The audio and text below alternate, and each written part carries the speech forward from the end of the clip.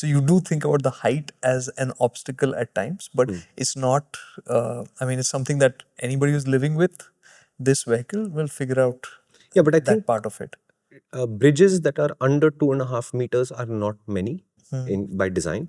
You'd know. Yeah. And they are signposted with a height in case it is a weird height always. Acha. So it's a matter of you getting used to the fact that I'm driving this extra tall vehicle and I have to see that sign that tells me what the height of the thing is. I think the longest car you've parked in that parking slot in your building so far was the Hilux, which stuck out quite a bit. Did this stick out more than that? This couldn't even go over there. That is Oh, you had under to the switch parking slots entirely. I couldn't park it under the building because, okay. So let's talk about the dimensions. This thing's wheelbase is 3.5 meters. And that's the shortest wheelbase for the Urbania. Correct. Its overall length is 5.5 meters, which is okay, fine. Like that's, I think the Hilux is near about there. Yeah, and if you were to buy a house that size in Mumbai, expect to pay about 3.5 crores. Yeah. And the height, the thing is the height. Yeah. It is 2.5 meters tall. And to put that in perspective, because how much is 2.5 meters? A Mercedes GLS is 1.8 meters.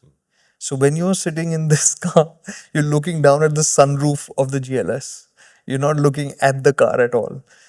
More interestingly, when you walk up into this car, even a 6-footer can stand inside. Stand.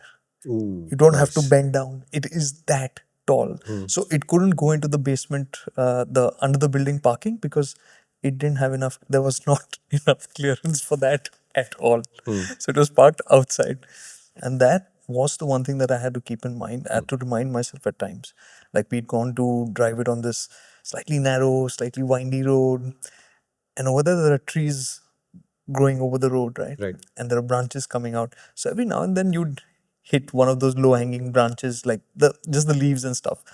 But at points you had to look out for, like, where a tree is, like, let's say, fallen over a little bit, and you'd be like, I want to keep a distance from that. So you don't get like a cage that you can put on the roof like you do for an average motorcycle in India today, so that... What an addition it would be, no?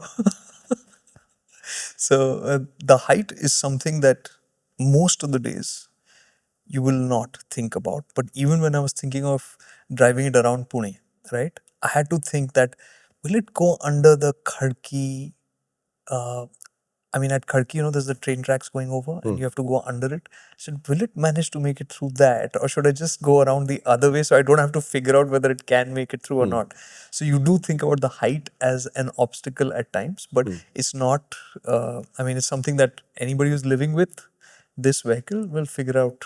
Yeah, but I that think part of it. Bridges that are under 2.5 meters are not many by design. You'd know. Yeah. And they are signposted with a height in case it is a weird height always. Acha. So it's a matter of you getting used to the fact that I'm driving this extra tall vehicle and I have to see that sign that tells me what the height of the thing is. Okay, and since we're talking about odd things, the tire sizes, completely regular. 235 by 65 R16, right? You think, what? And then you notice that the tire labeling is a little different. So it has a 235 65 R16 C. So I was like, dude, what's this? So C basically stands for reinforced tires, which are meant to deal with heavy loads. So they're meant for vans and stuff like that. And their load rating is also slightly different. So it's 121 by 110 or something. So it's meant for either a dual axle or a single axle. So the load application for the tire will vary according to that.